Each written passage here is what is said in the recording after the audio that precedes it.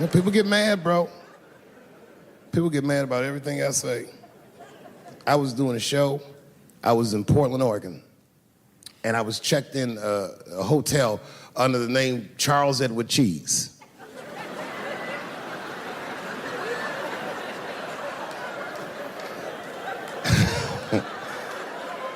I came back to my room late at night,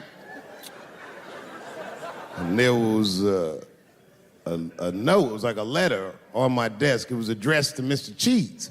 So obviously, I'm going to assume that whoever wrote this letter must be an intimate friend of mine. This is not some kind of name that a person would just guess. But then I open the letter, and it turns out I don't know this person at all. It's a fan letter. You know, I'm not even used to the idea that I have fans, but I'm grateful for it. And even though I'm grateful for fans, I don't read those letters. Be nice if I did, but realistically, it's like, what am I, Santa Claus, Nick? I don't have time for this. Like, got shit I want to do. I'm trying to chill. Read all these dreams and wishes from strangers. But I read it. I'd already opened it. So I just read the whole letter. And you know what, man? Whoever wrote this letter truly loves me. I mean, they were really fucking nice in the letter. And then they described to me what it was like to come to the show, how excited they were, how much fun they were having.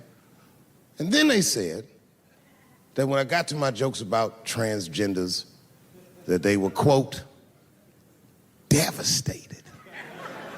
Because it turns out that whoever wrote the letter was transgender. Now, I'm going to be real for a second. As a policy, you got to understand, I never feel bad about anything I say up here.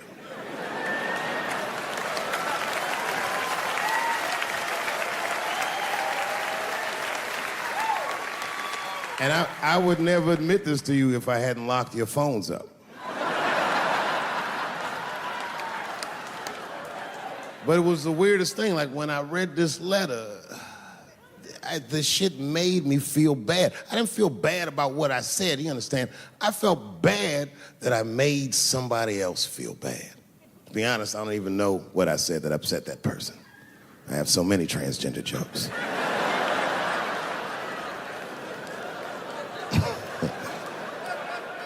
But I feel like it was probably this joke I'm about to tell you right now. And it's not even that bad of a joke. It's a true joke. I mean, it's not true, but I had read in the paper that Caitlyn Jenner was contemplating posing nude in an upcoming issue of Sports Illustrated. And I know it's not politically correct to say these things, so I just figured, fuck it, I'll say it for everybody else. Yuck.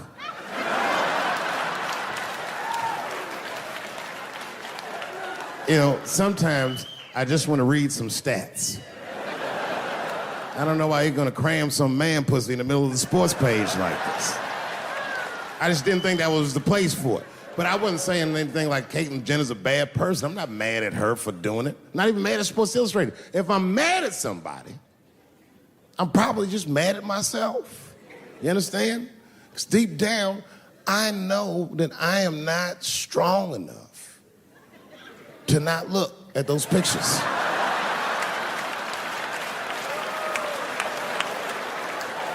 And I don't think I'm ready to see what she's trying to show me. So Caitlyn, goddamn it, if you go through with this thing, bitch, you better go hard or go home. I want you to go all the way. Hustler style. Do you know what hustler style means, miss? That means spread the lips.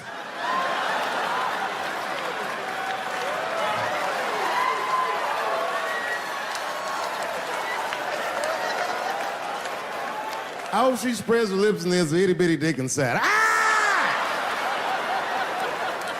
The show is behind the curtains.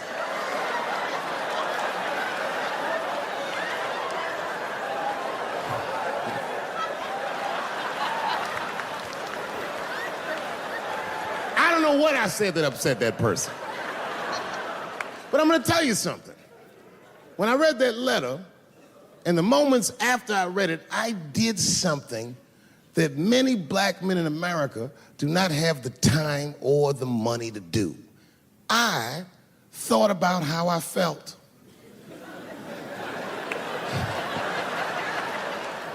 I asked myself a very basic question that I don't think I ever directly contemplated. I said, man, Dave, if you're writing all these jokes, do you have a problem with transgender people? And the answer is absolutely not. The fuck do you guys think I am? I don't understand all the choices that people make. But I do understand that life is hard and that those types of choices do not disqualify you from a life with dignity and happiness and safety in it.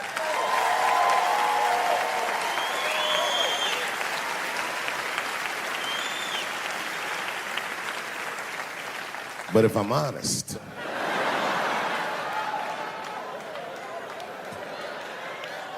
my problem has never been with transgender people. My problem has always been with the dialogue about transgender people. I just feel like these things should not be discussed in front of the blacks.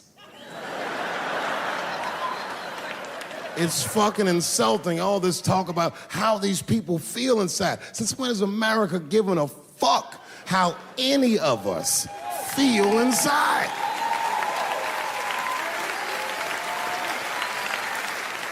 And I cannot shake this awful suspicion that the only reason everybody is talking about transgenders is because white men want to do it.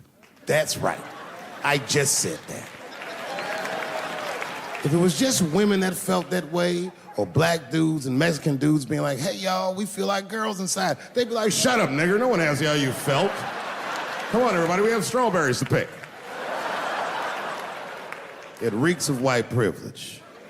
You never asked yourself why it was easier for Bruce Jenner to change his gender than it was for Cassius Clay to change his fucking name?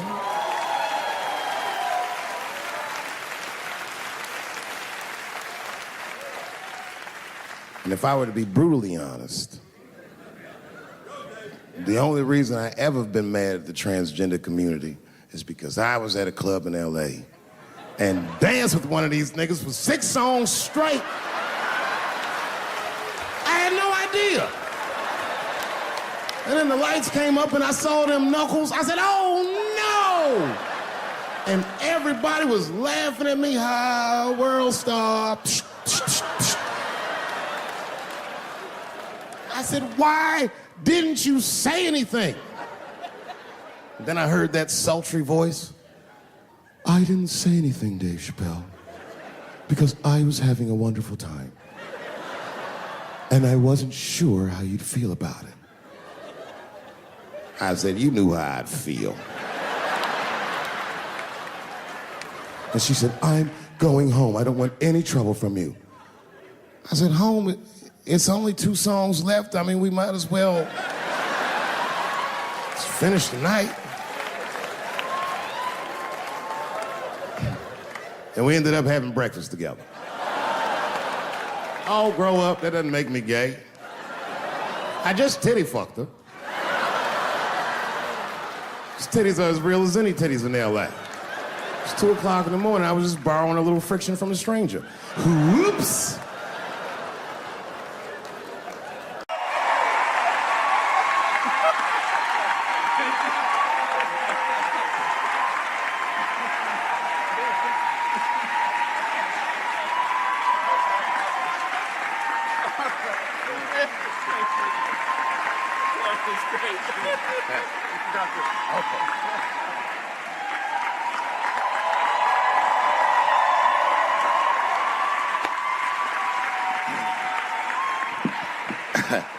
Man, I gotta tell you, when I was sitting here watching what all the other honorees have done with their lives, I started feeling like shit, like this is terrible.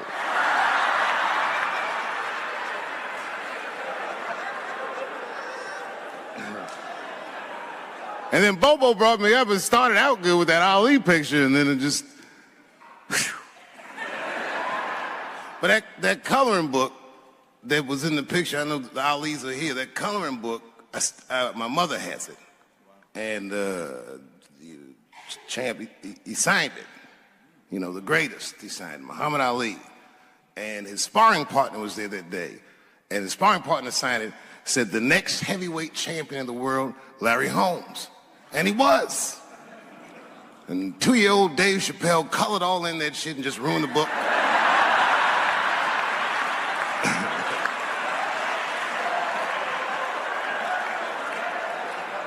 But I remember part of the book that I remember real vividly, because I asked my mother about it when I was a kid. There's a part where there's a picture of Ali throwing his Olympic gold medal into the Ohio River. That's why it's so weird for me being here. You know, both my parents were very brilliant. My dad went to Brown in 1955. That's right. He told me at the time he was one of 3 black students. He said one of the guys got accused of a rape that he probably didn't commit. And the other guy killed himself, and Dad said, and I left. And see, that's what makes us Chappelle's great. We know when to quit.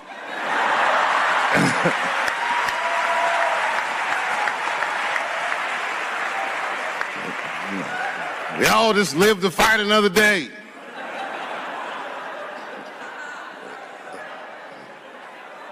I gotta say, I'm very honored to be here, and I'm very honored to be here with the other honorees. Really, I'm like very humbled by you all, the work that you do, and you all make me want to be better.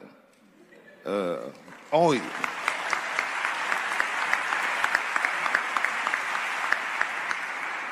And you know, I was gonna stop doing stand-up for a while because 4 comedy specials in a year is like, that's a lot, you know. But you know, shout out to my colleagues in comedy. I just want to say that in a way, this for me belongs to my mother primarily, who was an African American studies professor, and a lot of the content that I say, she raised me well. I'm not an uninformed person. But also, you know, my colleagues in comedy, like comedians have been getting beat up pretty bad recently, and we're somehow nowadays expected to speak with the precision of attorneys or politicians. We are not. I always think of James Baldwin. You know, James Baldwin was one of my favorite writers because he managed to tell white people what they feel like to be around.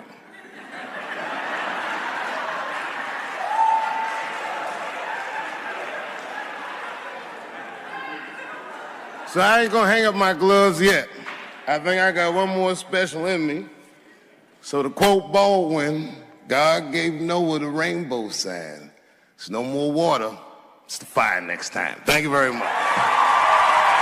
And so if you would, please join me in welcoming Dave Chappelle home again.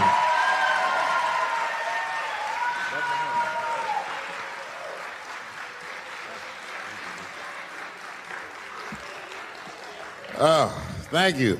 You know,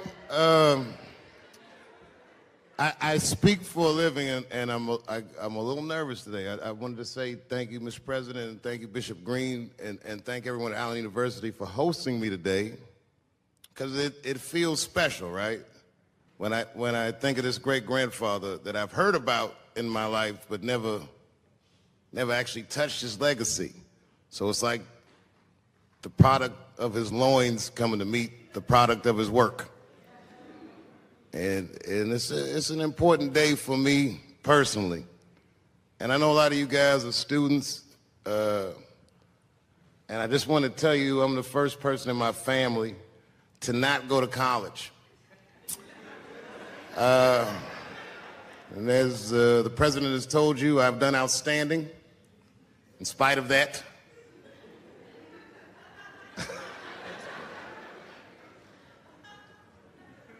But one thing I did want to say, and one thing today just made me think about, for all the things that I've done, I'm most renowned for what I didn't do.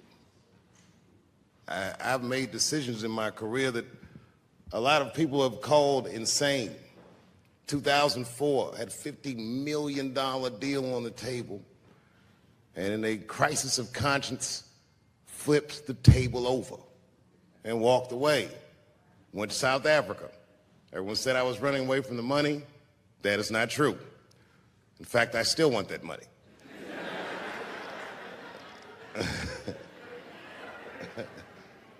The idea that I wanted to just share with you guys is the idea that sometimes you do what you think is best, whether anybody understands it or not. I heard a story about my father where someone told me he used to do statistics for a company in D.C. The company he did statistics for started doing business with the South African government, so he quit his job. It's caused a lot of problems between him and his wife. It's hard for a man when he can't provide for his family the way he wants to, and he suffered through it. And a generation later, when I had my crisis of conscience, I was able to go to a free South Africa and get away from the heat. This idea that what you do in your lifetime informs the generations that comes after you is something I keep thinking about, something that is so much bigger than just ourselves. And today I'm standing in front of you guys, and I know you guys are like, oh, I know you're bored. But I see family of mine in the front row some who I've never met, and I just realize how all of us are connected. That my great-grandfather built something more substantial than buildings. He built a community, and he built, more importantly than a community, he built a way. You know, so I'm very grateful. Very grateful. Hello, police. I just saw him saying, you know what I mean? He's standing over like, so this is what black people talk about.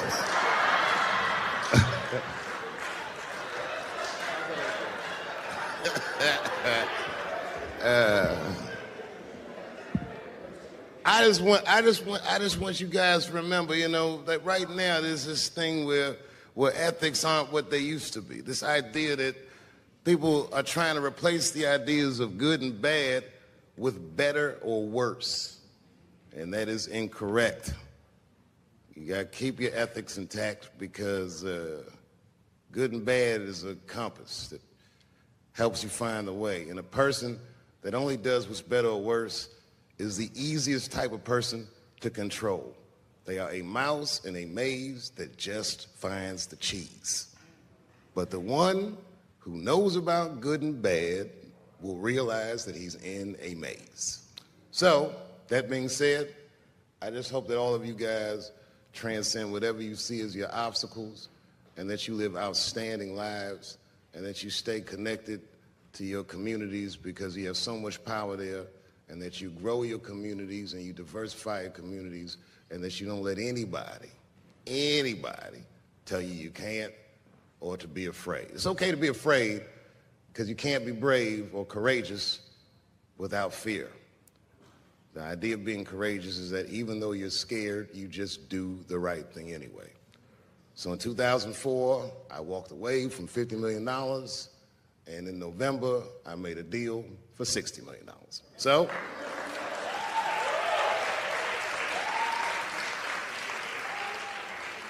although I am not the most famous comedian of my time, I would like to know what their great-grandfathers did.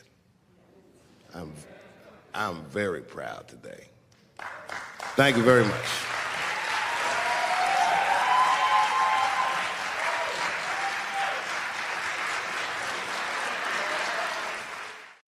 Boy, this comes as a complete surprise.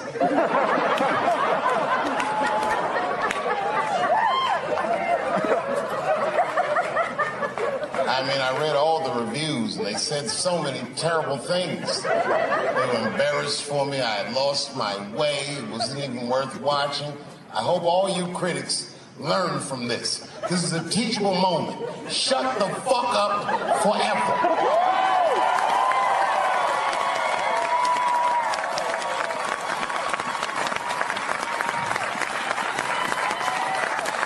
Two in a night. These aren't them. These are the ones I want for the other ones, motherfucker. I would like to thank my editor who was nominated. Unfortunately, he did not win, but I couldn't have been more honored to work with Jeff Urin.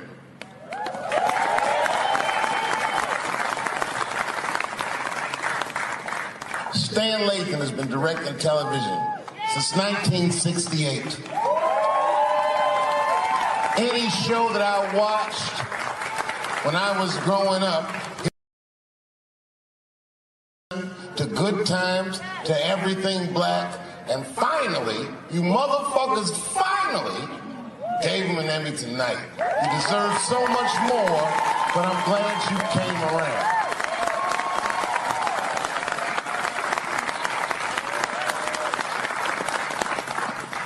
I'd like to shout out all the other nominees tonight. Tiffany Haddish and Patton Oswalt and Hannah Gatsby and Brother Mulaney. You guys are an inspiration to me, and I'm honored to be nominated with you. I'm sorry that you didn't win tonight, but who gives a fuck anyway? It's a special night because comedy gets to be itself. It's all we've ever wanted. I hope the war is over. We good? And as always, I'd love to thank my wife, Elaine.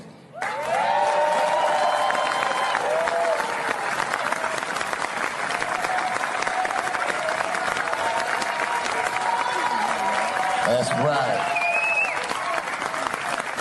Elaine has been with me for the last 25 years and had to endure the pains of living with the greatest comedian ever. See you on Monday. Thank you very much. Good night.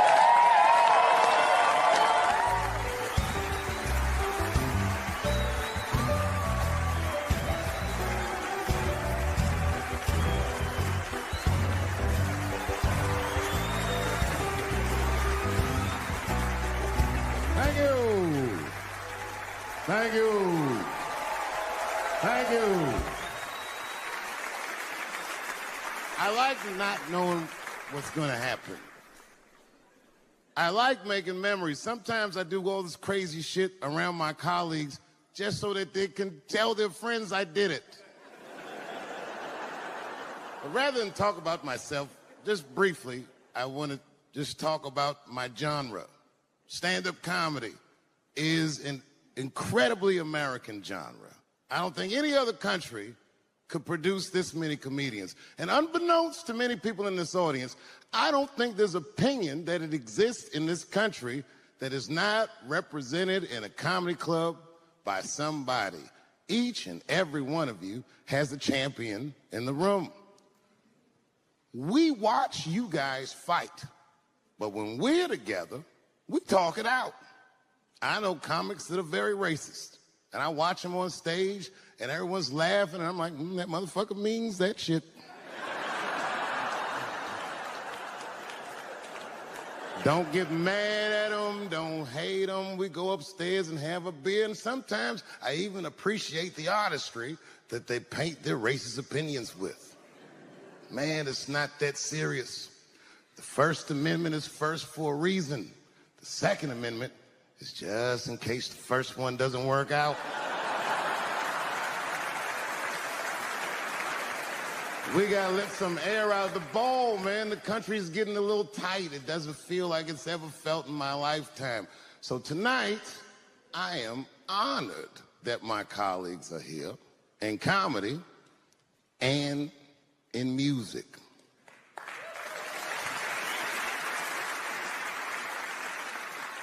And I want everyone in America right now to look at me. Look at me smoking indoors. I didn't ask anybody. I just did it. What are they gonna do? Kick me out before I get the prize? No, nigga, this is called leverage.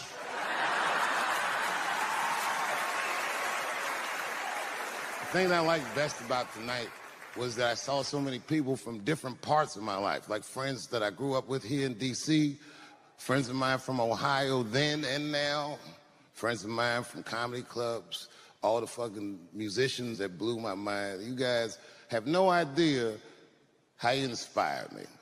I want to give a special shout out to my OG, Tony Woods. Miles Davis has a quote. It's one of my favorite. Miles Davis said so much cool shit, but one of the things he said I always loved, he said, it took me years to learn how to play like myself.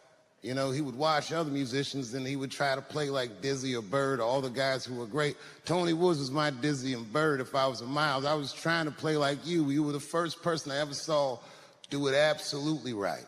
You were fearless and you told the truth. There's something so true about this genre, when done correctly, that I will fight anybody that gets a true practitioner of this art form's way, because I know you're wrong. This is the truth, and you are obstructing it. I'm not talking about the content, I'm talking about the art form. Do you understand? Do we have an agreement? And what I really wanted to say tonight, and I'm glad I get the platform to do it, I'm gay. I am gay, and I can't wait to see what this does for my career, being gay like this. So many special shout-outs. One of the main architects of the comeback of the century, my brother and my mentor, the mighty Stan Lathan. I never dreamed that I would be able to work with someone as great as you. These last 5 specials, straight fire.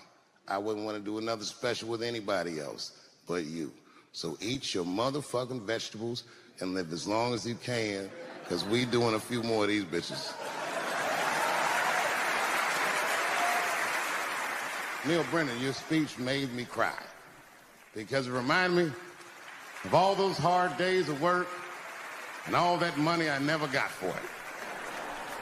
The other real special shout out I gotta make, because none of this would have been possible on any level without this person, is my mother.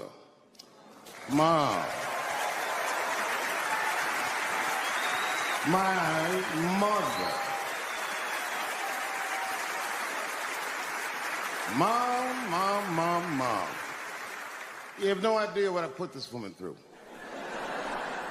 If you had just given birth to me, that would have been more than enough. But the fact that you raised me and raised me well, we had a real oral tradition in our house. I knew the word griot when I was a little boy. A griot was a person in Africa who was charged with keeping the stories of the village. Everyone would tell a griot the stories, and they would remember them all so that they could tell future generations. And when they got old, they'd tell them to someone else.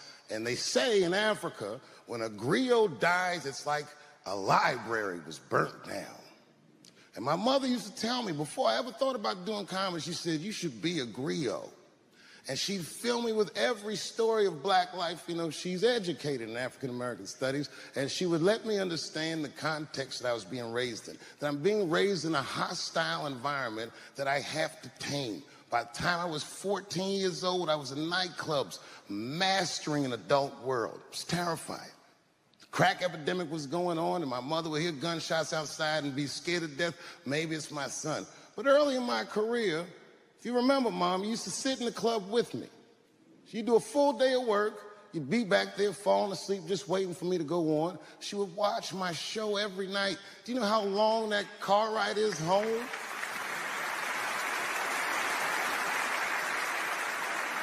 How many of you have ever heard your mother say, pussy jokes were a little too much tonight, son?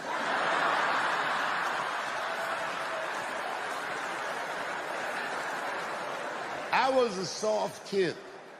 I was sensitive, I'd cry easy, and I would be scared to fist fight.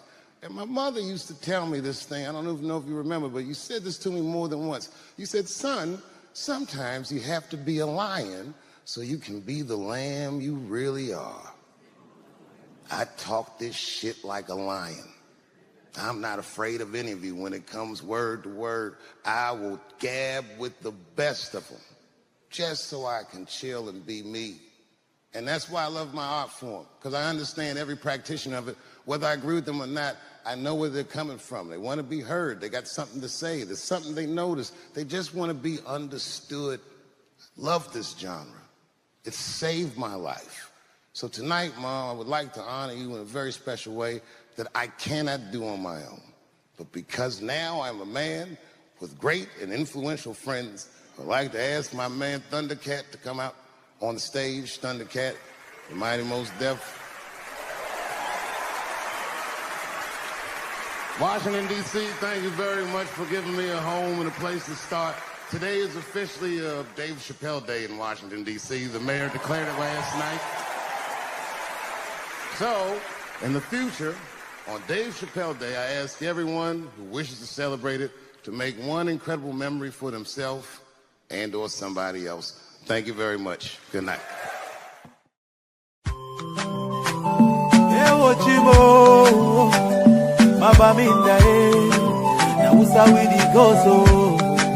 Every cent of that $12,000 ticket done it.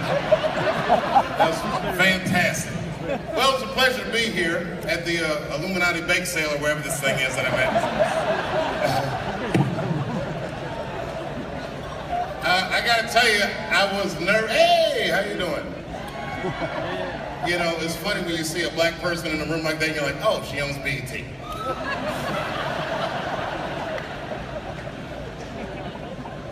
I normally don't do benefits. Not because I don't care, but because the crowds are historically stuffy. I don't like being judged. I love you, bro. In a very impersonal way, I should add. I can't even see who said that.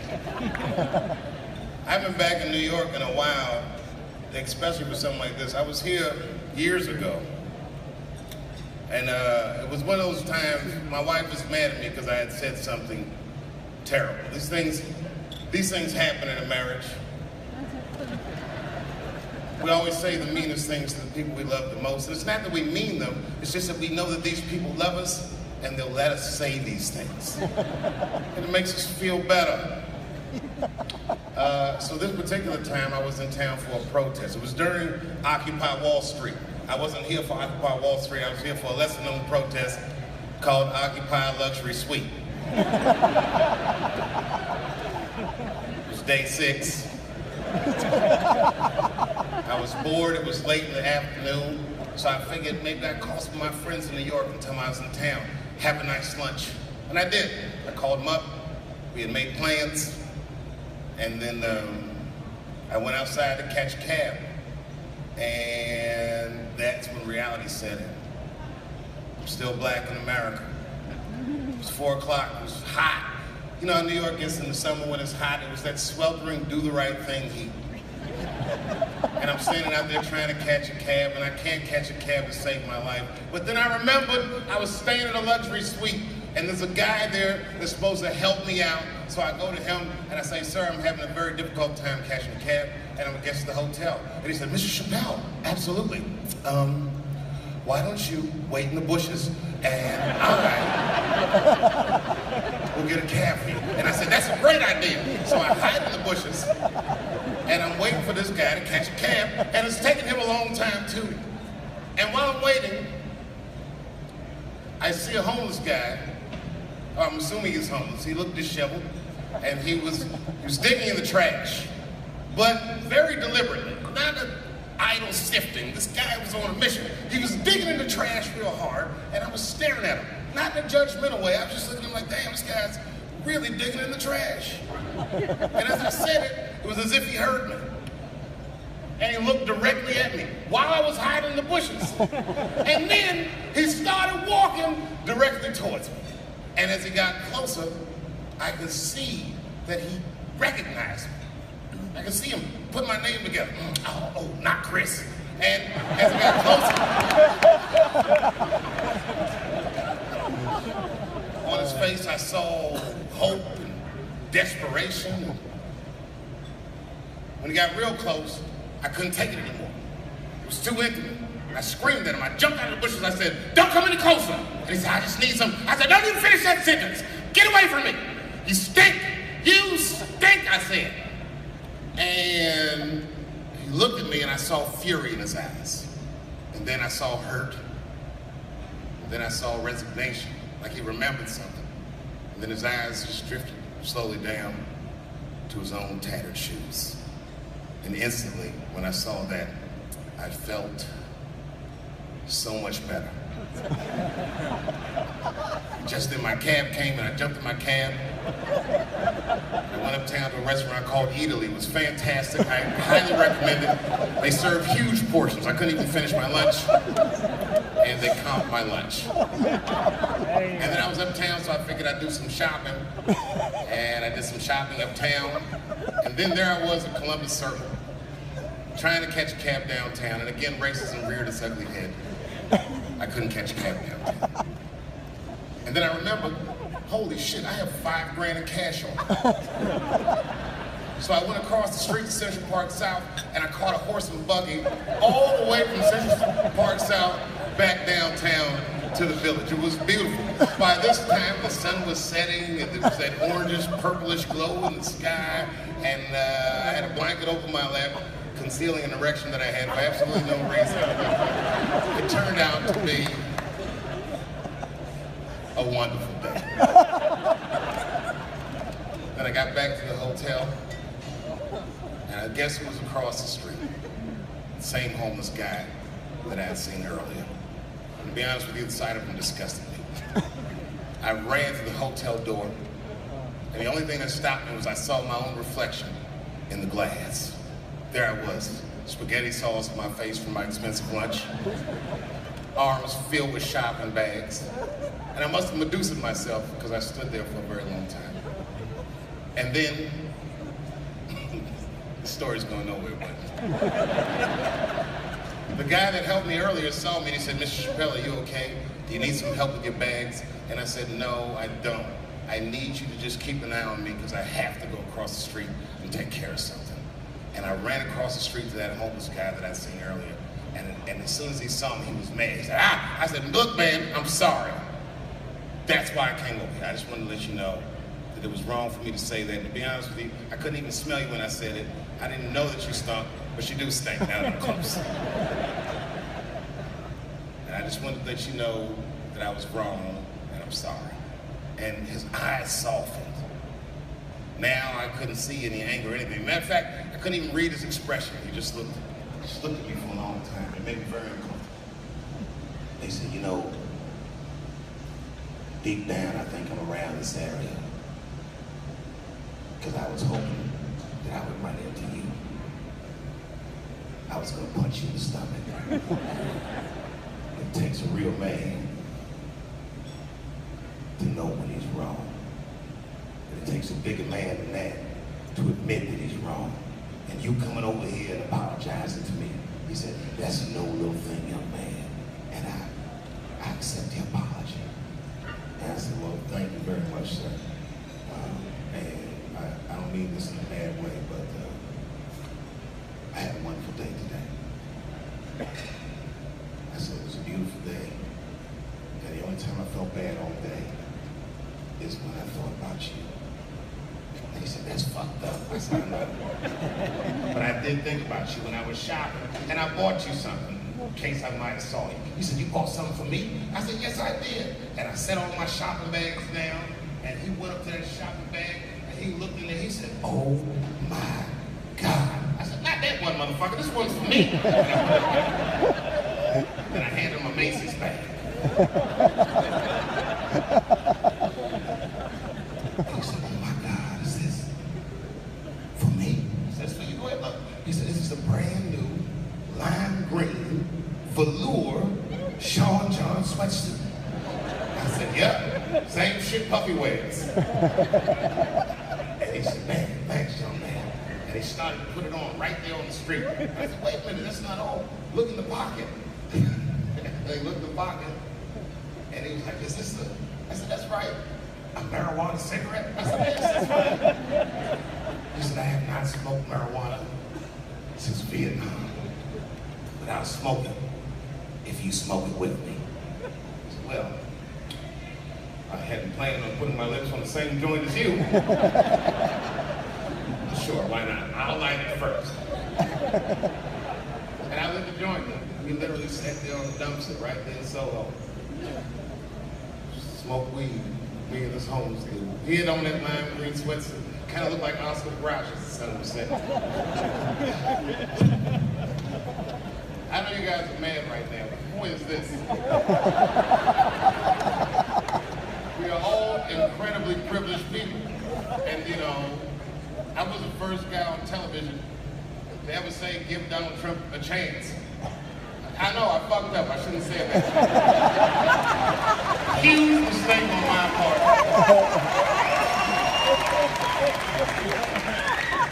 It's going worse than I ever dreamed it would go. It really is going bad. I think he's in trouble. I think, like, I'm worried about his well-being as a dude. He doesn't seem like he's... The guy held a press conference where he asked the media to stop finding shit out. He said, no, I don't think that's gonna work. You ever see that press conference?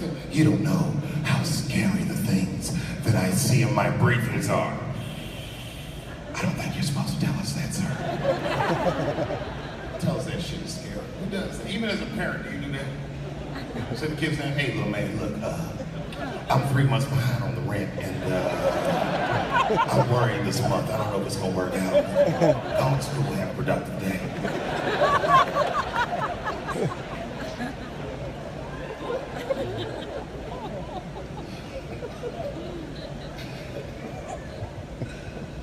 I don't know. Maybe it'll last a few more months. Every day when you wake up, you never know what he's going to be next. Donald Trump. He's exciting like you thought a black president would have been. He's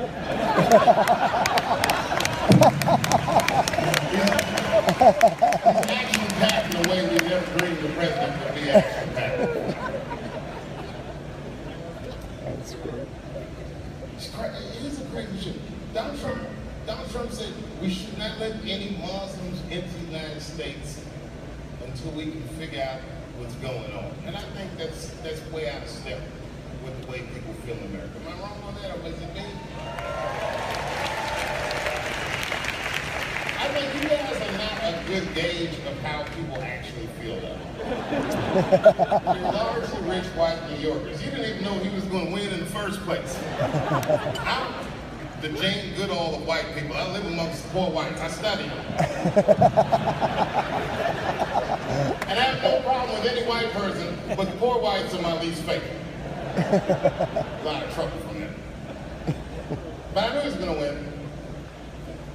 And I just felt like he was out of step. Like, I feel like most Americans believe that we respect each other's beliefs, whether we share those beliefs or not. I know I feel like that.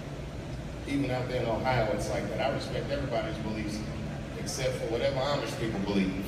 I can't stand seeing them.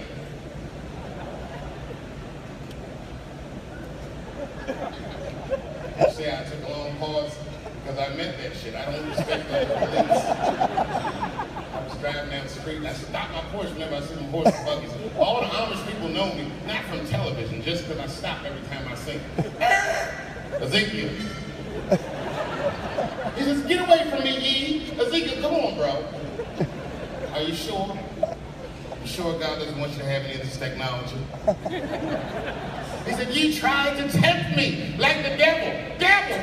I'm trying to put you onto the game. I just went 30 miles in 25 minutes. It's a big world, Ezekiel. You don't even know what the weather's gonna be tomorrow, do you? You don't even know there's a valuable Pokemon on your shoulder. Blink, tap, tap.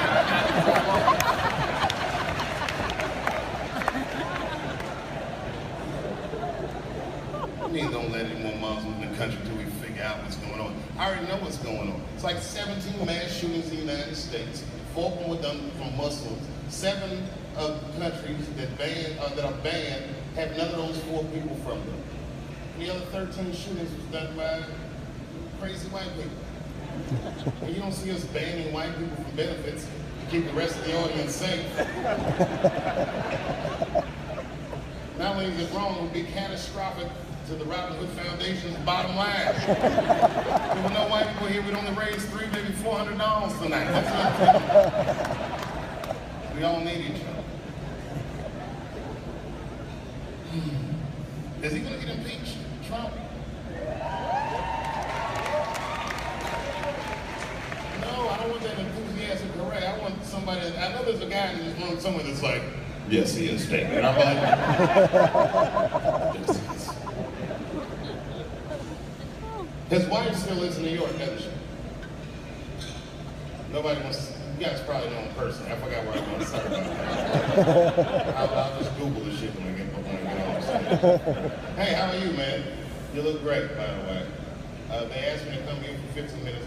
Sure, they regret it. I am the other Westmore.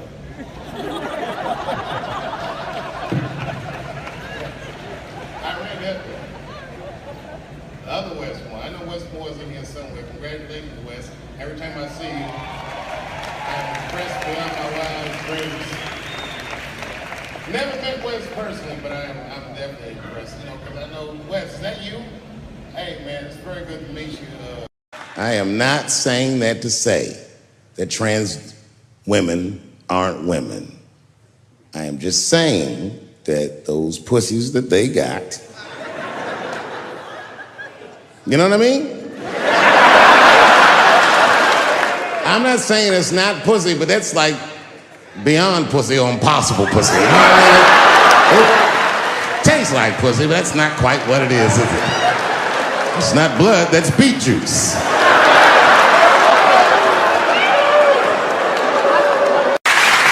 But I can't say the word faggot. And she said, because, David, you are not gay. I said, well, Renee, I'm not a nigger either.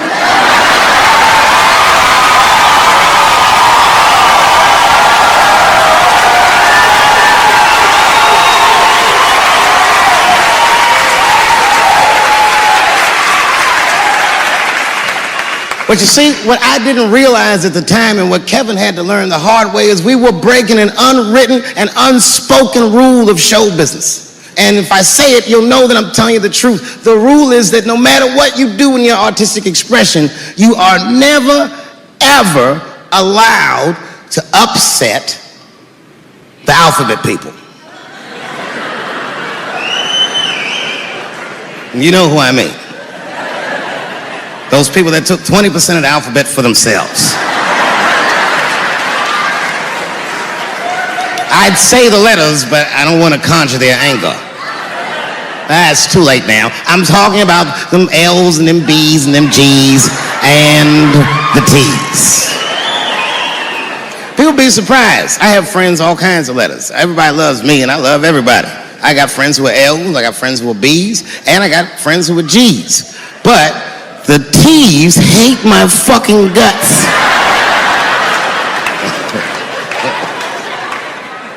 And I don't blame them. It's not their fault, it's mine. I can't stop telling jokes about these niggas.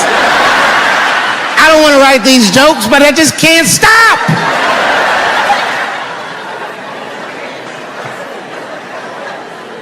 You know, you hear all those letters together all the time, LBGT, LBGT, and you think it's just one big movement. It's not. All those letters are their own movement. They just travel in the same car together. And my guess is,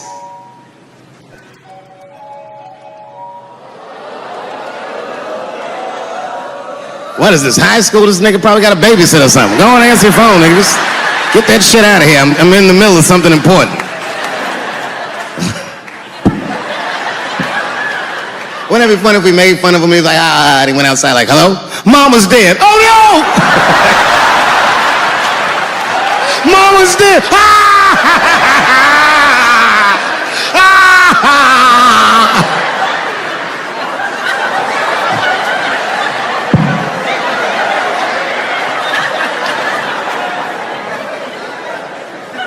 That was a weird timed phone call, wasn't it? It's like his phone is gay.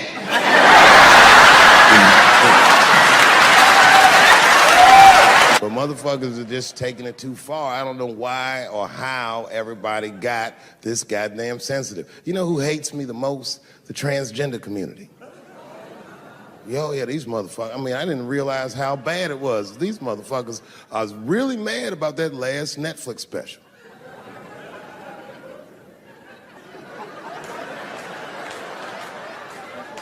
It's tough, man. I don't know what to do about it because I like them. I always have. Never had a problem with them. You know, just fucking around. As a matter of fact, I think I make fun of everybody, and I mean, as a group of people, they have to admit,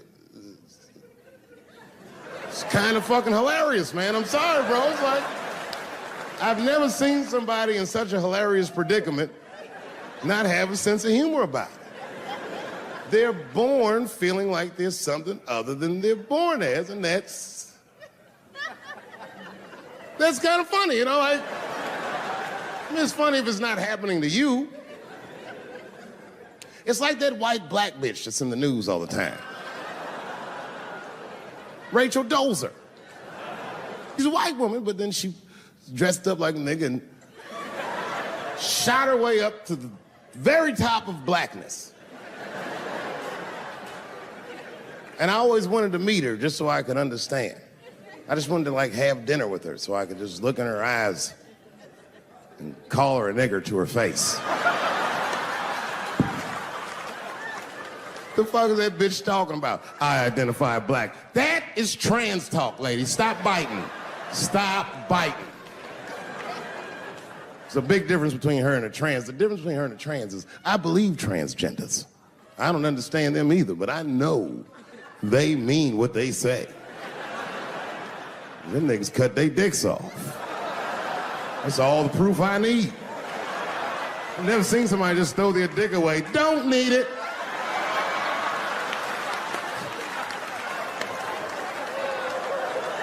I don't understand, but I believe you and I support your decision, motherfucker. But how far is Rachel willing to go? What is Rachel willing to do so that we blacks can believe that she believes she's actually one of us? Bitch, are you willing to put a lien on your house? Invest in a mixtape that probably won't work out?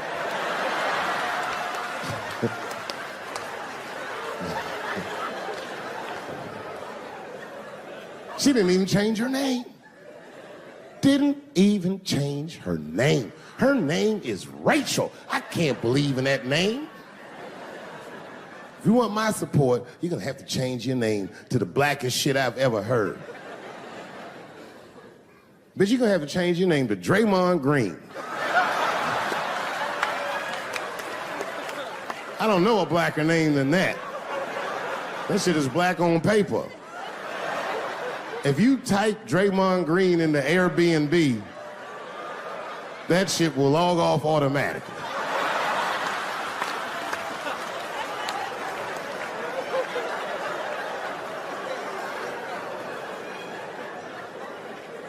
You know, people get mad, bro. People get mad about everything I say. I was doing a show. I was in Portland, Oregon, and I was checked in a hotel under the name Charles Edward Cheese.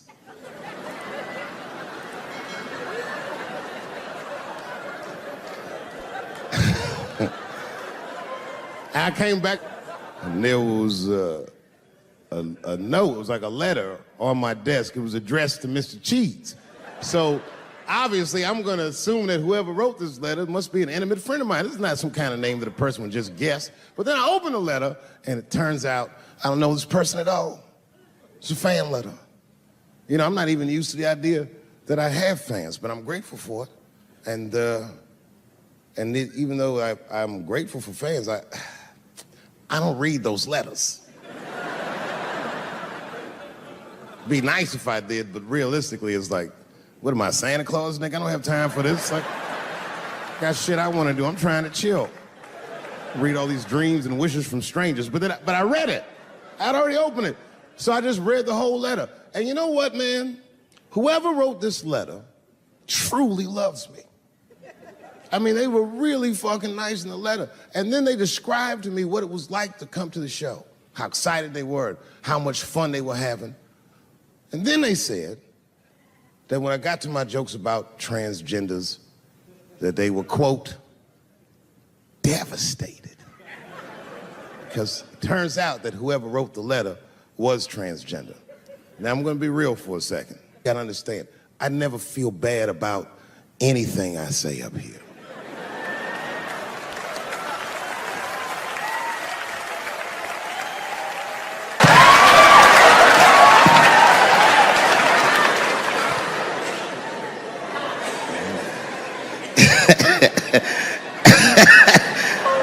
like I was saying, my guess is the G's are driving that car. That makes sense to me, because there's white men in the G's. And these people are trying to get around discrimination and oppression. And you know how white dudes are. We know these roads. In fact, we built these roads.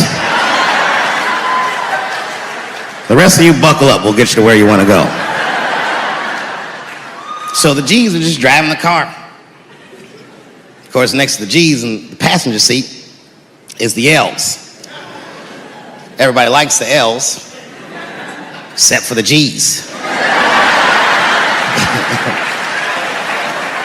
I don't know what that's about. I just know the G's don't like them that much. And the G's always say like little subliminal digs on them. It's unnecessary shit. It's not mean, but you know what I mean? They just be like, I wouldn't wear that. The only thing that breaks the tension between the L's and the G's are the B's in the back seat. That's right, there you go. Everybody scream out when you hear your letter.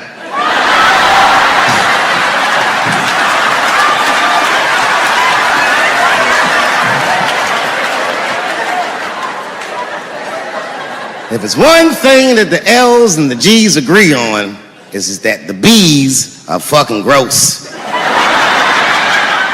They seem greedy to the L's and the G's, you know what I mean? They're just sitting in the back seat like, yeah, man, I'll fuck anybody in this car. What's going on, man?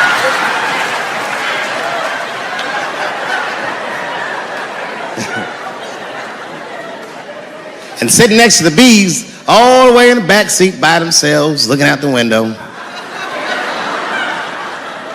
That's the T's. Everybody in the car respects the T's, but everyone also resents the T's. It's not the T's' fault, but everyone in the car just feels like the T's are making the trip take longer.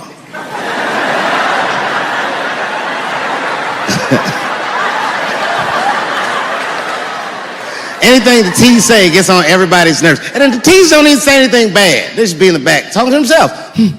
I'm hot. Shut up. Shut the fuck up, okay? Just roll the window down, you bitch. I don't know what you... What? Just said I was hot. Could you pull over at the next exit? I need to use the restroom. There is not a restroom for you for 4 states, nigga. Will you just shut the fuck up so we can get where we're going?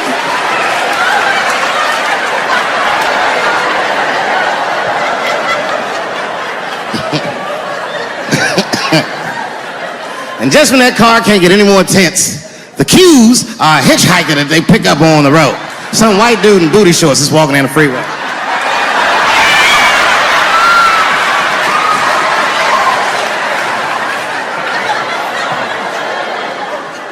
The G's see him. That guy might be one of us. Hey, are you okay? Need some help? And he come over there with them booty shorts leaning on the window. Hey, what's going on, fellas? Lady? Whatever pronoun makes you feel comfortable in the back.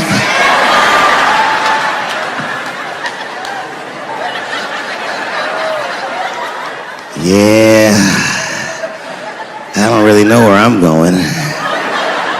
I don't know if I'm gay or I'm straight or whatever. All I know for sure is that I really want to get in this car.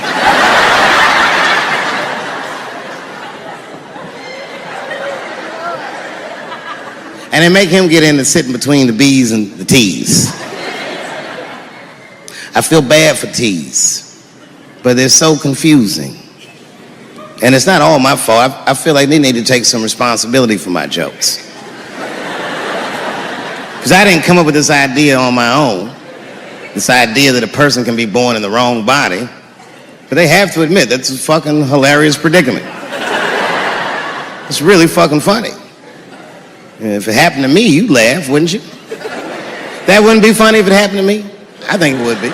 What if it did? What if I was Chinese, but born in this nigga body? That's not funny.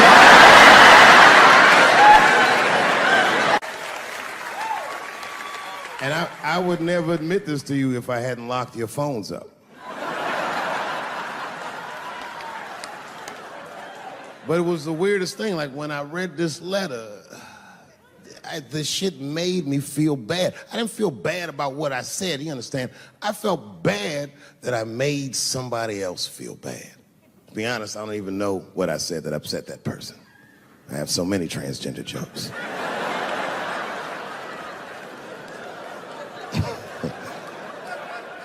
But I feel like it was probably this joke I'm about to tell you right now. And it's not even that bad of a joke. It's a true joke. I mean, it's not true, but I had read in the paper that Caitlyn Jenner was contemplating posing nude in an upcoming issue of Sports Illustrated. And I know it's not politically correct to say these things, so I just figured, fuck it, I'll say it for everybody else. Yuck. Oh, sometimes I just want to read some stats. I don't know why you're gonna cram some man pussy in the middle of the sports page like this. I just didn't think that was the place for it. But I wasn't saying anything like Caitlyn Jenner's a bad person. I'm not mad at her for doing it. Not even mad at Sports Illustrated. If I'm mad at somebody, I'm probably just mad at myself. You understand? Because deep down, I know that I am not strong enough to not look at those pictures.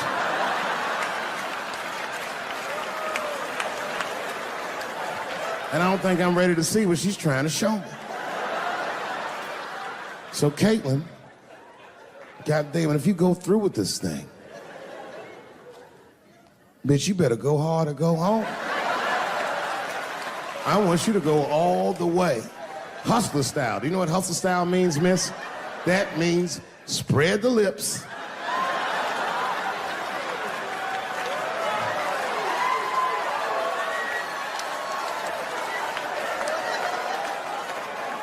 I hope she spreads her lips and there's an itty bitty dick inside. Ah!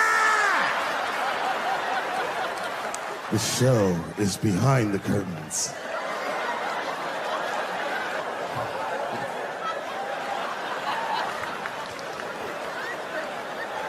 I don't know what I said that upset that person. But I'm gonna tell you something. When I read that letter, and the moments after I read it, I did something that many black men in America do not have the time or the money to do. I thought about how I felt.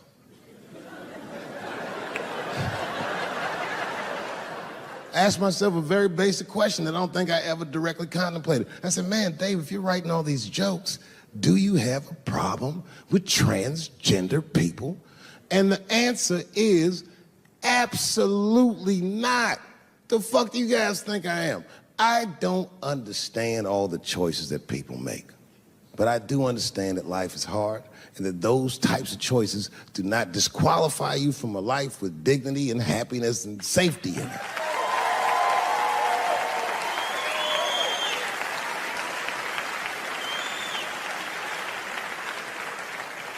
But if I'm honest,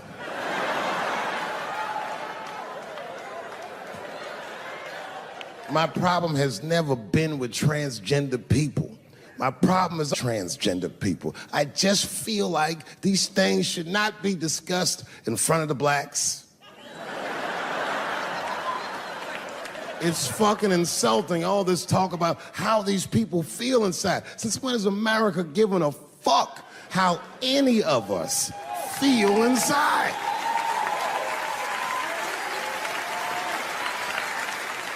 And I cannot shake this awful suspicion that the only reason everybody is talking about transgenders is because white men want to do it. That's right. I just said that. If it was just women that felt that way, or black dudes and Mexican dudes being like, hey, y'all, we feel like girls inside, they'd be like, shut up, nigger. No one asked you how you felt. Come on, everybody, we have strawberries to pick. It reeks of white privilege. You never asked yourself why it was easier for Bruce Jenner to change his gender than it was for Cassius Clay to change his fucking name?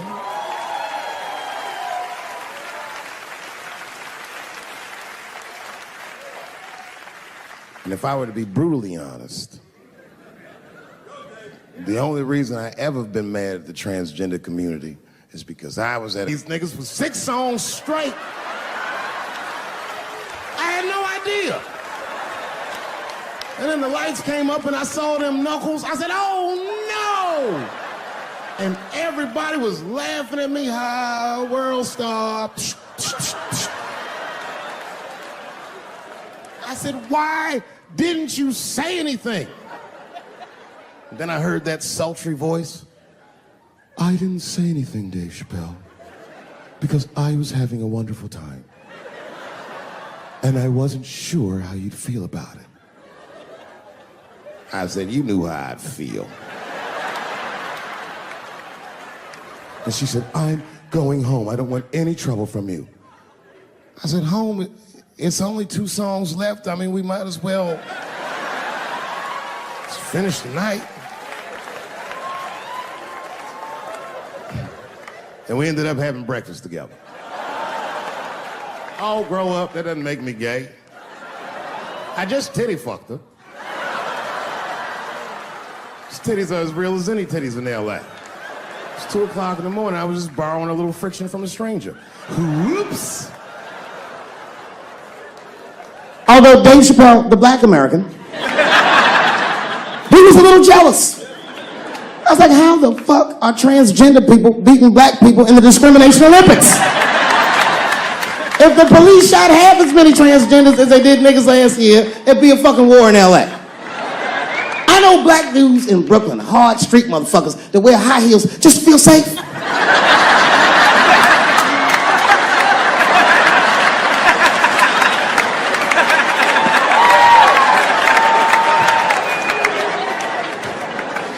Transgenders are gangsters. I used to do business with a transgender in Hollywood. Man, everybody would be scared of her in the boardroom. She'd walk in there, newly minted woman, high heels, purse. Wouldn't say anything to us, just walk around the conference table looking mean as shit.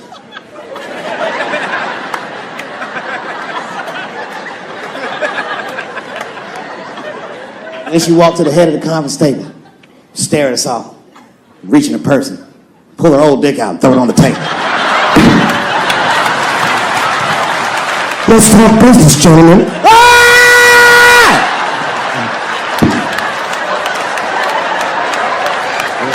So it's scary as fuck. If your best friend pitched that to you, you'd be horrified.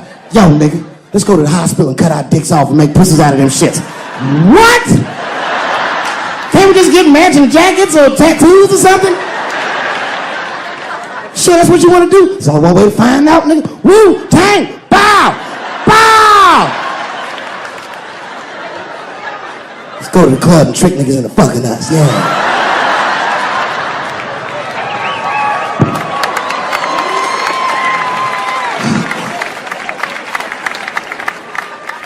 The third time I met O.J. Simpson.